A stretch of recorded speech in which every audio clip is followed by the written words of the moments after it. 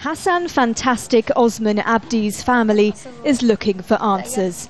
The director of Shebele, a popular news network, was shot dead outside his home in January. When I spoke to Hassan last year, he told me of threats he'd received. Always contact me and call me through the telephone by saying they will kill me. His friends and relatives believe his death is connected to a controversial story he'd been working on. The government's arrested 2 people, but Hassan's brother says there's little chance of prosecution. There were many killing cases occurred in the Somali capital, Mogadishu, and criminals or culprits for the cases found and arrested by Somali government, Somali police, security forces, and they were later freed without justice, without court. At the news station where Hassan worked, there is fear. They moved to these offices near the airport after a series of killings in 2009. Once journalists leave this compound and go home, they are at risk.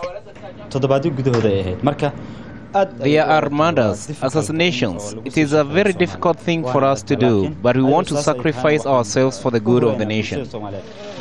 More than 20 Somali journalists have been killed since 2007, yet no one has been brought to justice. This is one of the most dangerous places in the world for journalists. While foreign news organisations are able to hire private security or travel in African Union convoys, for the Somali journalists who live and work here, they have no such protection. As a result, Somali journalists end up censoring themselves and are unable to safely report on crucial stories like Al-Shabaab abuses of civilians or government corruption.